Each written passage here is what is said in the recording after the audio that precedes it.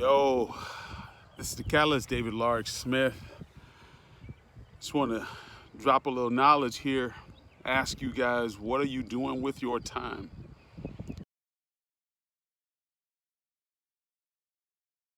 Um, in opportunities like this or in situations like this where there's all of this change and just call it change, right? There are always going to be people who come out of moments like this and thrive, and then there are people who don't. And so, as all of this was happening, I'm asking myself, how do I give better meaning to what's happening right now for me? Because the meaning that I give to these circumstances and situations are going to determine how I move through those situations and circumstances, right? So if I give them bad meanings, then I'm going to attract to me all types of challenges and bad situations. So bad in, you get bad out. This is basic law of attraction. So the question becomes, do you believe these things? Do you believe in universal law and the law of attraction and law of expectation and law of cause and effect? Do you believe in those principles and those laws? So again, the key to people who thrive in moments like these, and again, you notice I'm not saying crisis like this or giving it some kind of negative connotations, because that's the first step. Is, are you conscious enough to be aware of the language that you're using? Because the language you use dictates the emotions that will be associated with that language. So if you call it a crisis, if you call it some type of problem, then your mind doesn't function in a capacity to fix that. It functions in a capacity of fear. It generates more fear, right? And so that's what we see happening, right? There's tremendous fear, and it's because people are like, we don't know what's going to happen. Well, here's where we have power. We have the ability to control the direction that we go. So what we need to do is visualize and focus on what we want to happen.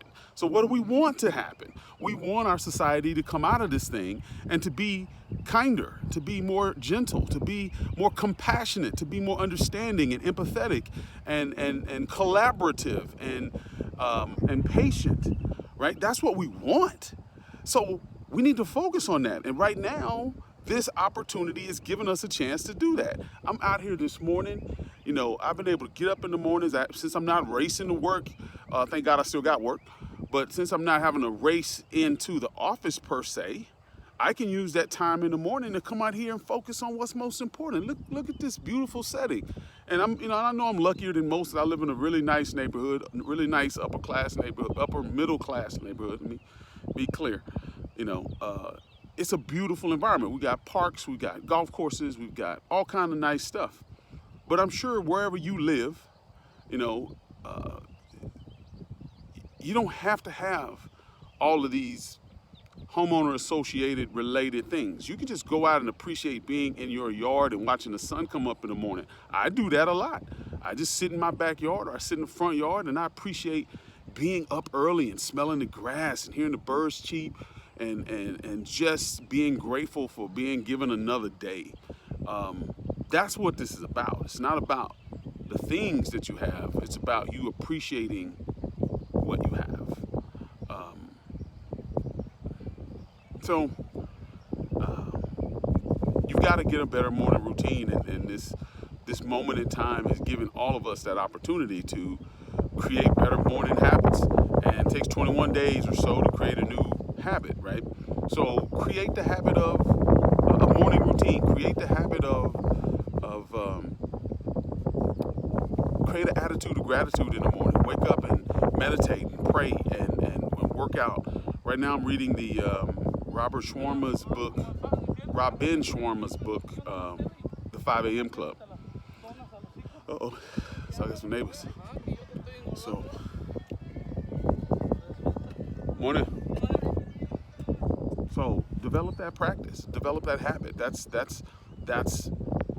probably the number one habit that you can create coming out of this situation, is improving your morning routine, because that's going to set the platform for you to get your mind right, your spirit right, and your body right. And so regardless of your circumstance, regardless if you just lost your job, regardless if you're uncertain where money's going to come from to pay for the basics, you still have to develop the mental toughness. That's what's going to allow you to push through and access the resources, because we're a very wealthy country, we're a very generous country, but we need to nurture that generosity. We need to nurture that humanity. You know, we've been too long bombarded by negativity and hopelessness and divisiveness. This is the time for us to change that and start to create the communities and the families and the relationships that we want. So that's definitely my message. That's definitely what I'm on right now. You know, all the best. Use that as a public service announcement. Get a better morning routine so you can then start to develop better tactics, and then you can start to execute on those tactics, and then you can get better results. So that's what I'm doing.